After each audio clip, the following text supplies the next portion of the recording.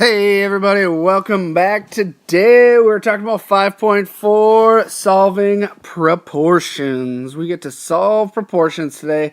I hope you're excited because math is awesome! And so are proportions. We're going to be solving proportions, learning how to solve proportions.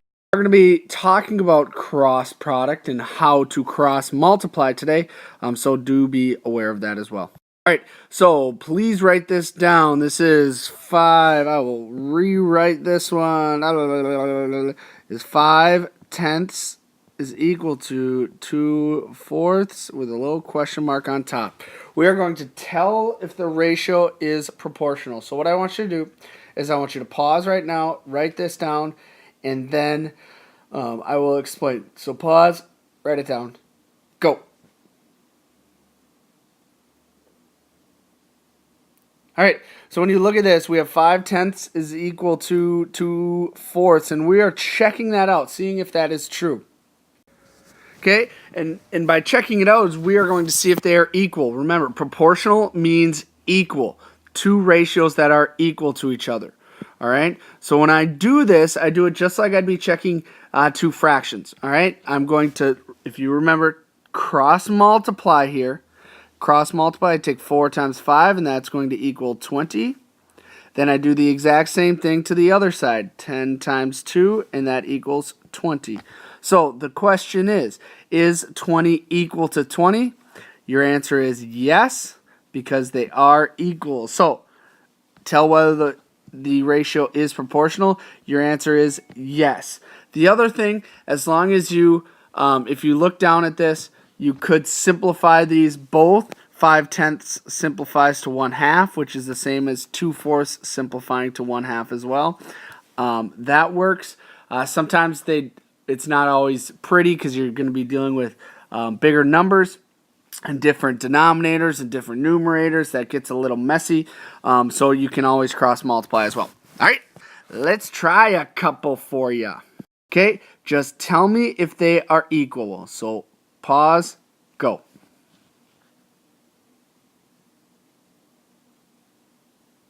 All right, I keep asking, tell me if they are equal, tell me if they are equal, tell me if they are equal, right? I'm asking, are they proportional? Remember, proportional. Mr. Shima keeps forgetting that darn word, proportional. That's a big thing. Proportional means two ratios that are equal. Okay, so are these two ratios, 5/8 and 9/16, proportional? Well, one thing that you can do is you're going to cross multiply here. 5 times 16, and you will get 80. Then you cross multiply again. You get 8 times 9, which is 72. Are they proportional? No, they are not. So your answer is no. Okay? Then on the other side, you could look at 16 times 3. Cross multiply, you get 48. On the other side, 4 times 12, which is, look at that, 48. 48. Are they equal? Yes. Yes. Great job. They are equal. All right. So yes, they are equal. Okay. Again, you're cross multiplying there to solve. All right. Okie dokie. Okay. We're gonna be getting problems like these. These are word problems that deal with are things proportional. Okay, so don't have to write this down. Notice that wonderful little blue bar up here. It says a mixture of fuel for a certain small engine should be 4 parts gasoline to 1 part oil. If you combine 4 quarts of oil with 15 quarts of gasoline, will the mixture be correct? Okay, so you need 4 parts oil. 4 parts gasoline to 1 part oil. And that part, where that says part, that's just talking about 4 units. 4 units of gas. 4 units of gas to 1 unit of oil. So could be 4 cups to 1 cup. Could be 4 quarts to 1 quart. Could be 4 gallons to 1 gallon. But either way, it's 4 parts of gas to 1 part of oil. So the very first thing that we need to do is we need to set up a proportion. We are trying to figure out, is this equal or not? Okay, so how we do that is I set up a proportion. Okay, if I look at this, I have a ratio here, 4 parts gasoline, 1 part oil. Okay, how could I write that as a ratio? Well, I had 4 parts gas over 1 part oil. Okay, now I want to see if that is equal. Okay, I want to see if that is equal, and I don't know. So I want to see if that's equal to 15 quarts gas over 5 quarts oil. Now, you may be thinking, Mr. Sheeman, wait a minute, hold your horses, Mr. Sheeman. It says 5 quarts of oil with 15 quarts of gas. Why did you put 15 on top if 5 came first? I don't get it. Well, think about it. Look at this. Look at this first part. It says 4 parts gas to 1 part oil. Right there, it tells me the ratio, gas to oil. Okay? Now, whatever I use on one side, over here I have gas over oil. I need to use on the other side gas over oil.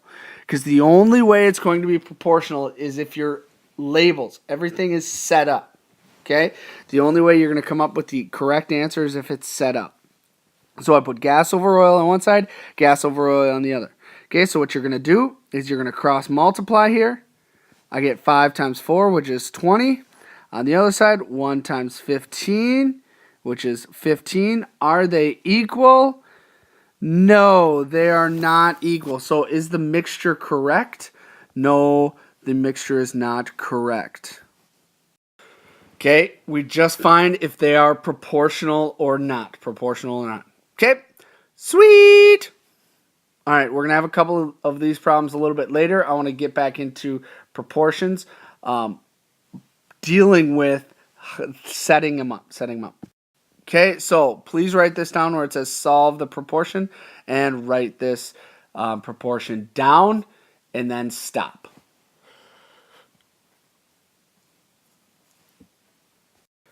Okay, again, the way this problem is set up, notice on the left side of my proportion, on this ratio right here, okay, I have dollars over items. Notice how I have dollars over items. Okay, if there's dollars over items on that side, the other side has to have dollars over items as well. Okay, so do be aware of that. Even in problems that we are doing, we have a proportional labels. Okay, dollars over items, dollars over items. Now we're going to solve this proportion again. Now we're going to just cross multiply. In order for us to solve this proportion, let's cross multiply. So I'm going to cross multiply. I take 3 times x. What is 3 times x? Well, 3x. Okay, we don't know what x is, and that's what we're going to solve. Then I have to take 15 times 48, which is 720. Okay, so now these are equal. We know that they are equal because my original problem, it says it's going to be equal because in this problem it says it's a proportion. Okay, so we know it's a proportion. So now we have to take 720 is equal to 3x. How do you get rid of that 3? Well, it's multiplying in the problem, which means we have to divide. We're going to divide both sides by 3. Okay, 720 divided by 3, x is equal to 240. Okay, you solve it just like we would a one-step problem. Cross multiply, solve for x. However, this problem states that there are labels in the original problem. We're not talking about just x over 15 is equal to 48 over 3. Okay, we're looking at this as x is amount of dollars. Okay, so when x is an amount of dollars in the problem right here, we have to put a label here, have a solved problem with a label. So it needs to be $240. $240. Don't forget about that little point there. Okay. Okay, so let's try a couple on your own. Solve these two proportions. Solve these two proportions. Pause now. Go!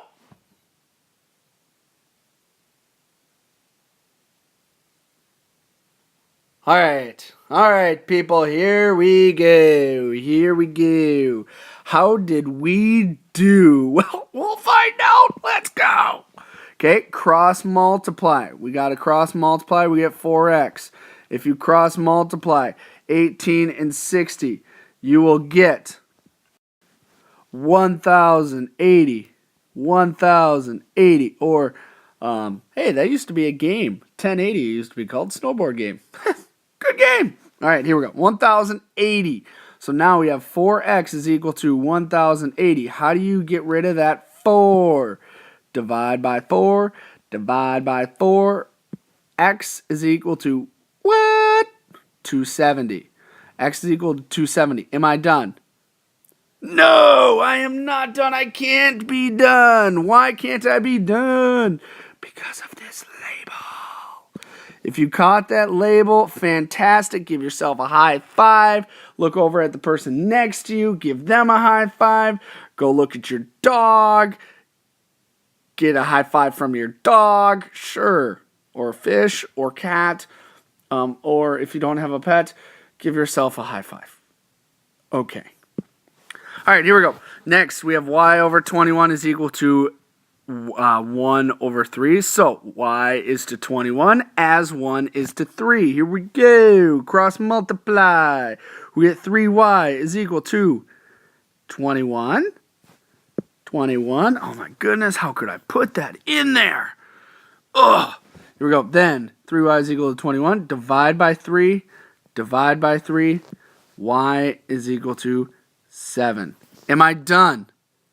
Yep, there's no label in the problem, which means I'm just solving for y. Y is just going to be a numerical answer.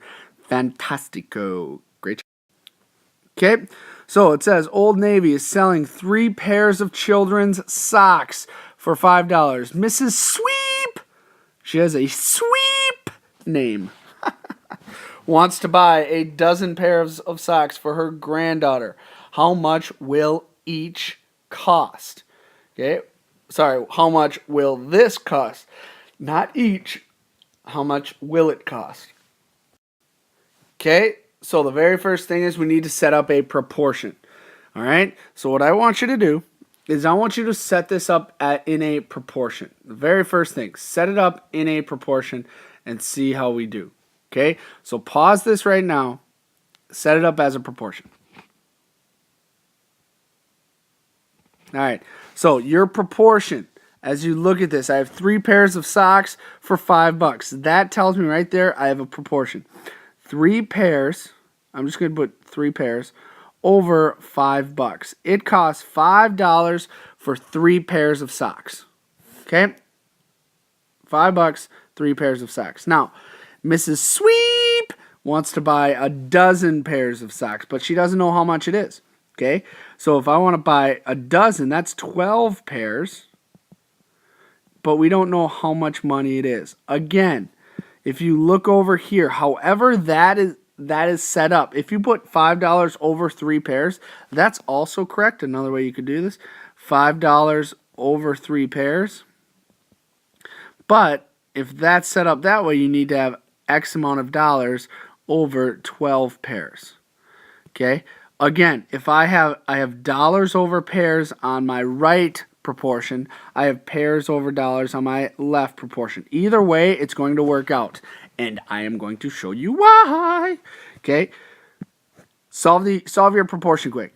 Give you 10 seconds to solve. Ready? Go. That was less than 10 seconds. Here we go. 3x. I cross multiply, I get 3x, is equal to 5 times 12, which is 60. 60x. After I divide by 3, x is equal to 20. Now, am I done? No. Make sure I put that dollar sign in there. Okay? On the other side, this is why it works. 12 times 5, again, is 60. 3 times x is, again, 3x. Look at this. They are the exact same equation that we had, just with the x and the 60 on opposite sides. If I divided by 3 again, I would still get $20 is equal to x. Okay? Either way, either setup of this is correct. Just make sure that they are proportional on both sides. If I put pairs over dollars on this one side, on my first equation, I need to put pairs over dollars on the other side of my proportion. Same thing on the second proportion. If I put dollars over pairs on one side as one ratio, put dollars over pairs on the other ratio. So keep that in mind as you do this. Okay, Ace Hardware. I'm not sure if you've been to Ace Hardware. It's a good store. Okay, but Ace Hardware is selling 6 bulbs for $7. Mr. Erickson wants to buy 3 dozen light bulbs. How much will it cost? Give this one a shot. See how you do. Finish the entire problem. Write it down. Show your work. Show your proportion. Give me an answer. All right. Let's see how your proportion is set up. Now, if it's different, slightly different than mine, don't worry, don't panic, because it still may be correct. Okay, we have 6 light bulbs. I'm going to call them 6 light bulbs for $7 is equal to 36 light bulbs over X amount of dollars. Why is it 36 over X? Well, because we have 3 dozen light bulbs that he wants to buy. We don't know the money. All right, cross multiply. What do you get? You get 6x equals 252. How do you answer? You divide. Divide by 6. Divide by 6. X is equal to $42. $42. Don't forget your label. Word problem, dollars. Okay? Don't forget how to set this up. All right? Again, we have light bulbs over dollars, light bulbs over dollars. It works as well. Let's try one last one. Okay, so if you look at this, it says unequal masses will not balance on a fulcrum if they are an equal distance from it. Okay, one side will go up and the other side will go down. If you look at unequal masses will balance when the following proportion is true. This is like a seesaw. Okay, if you think about seesaws, they have that fulcrum in the middle and you want to have equal sides. So if you look at this, you want to figure out unequal masses will balance with that proportion. Mass of 1 is over length of 2 is equal to mass of 2 over length of 1. What this means is, let's say you are mass 1, your older brother is mass 2. You need to be, if you weigh less than your older brother, okay, you need to be further away from that centerpiece for it to balance out. Okay, for it to be completely balanced and both of you just sit there on that seesaw. Okay, so we're going to try one of these together.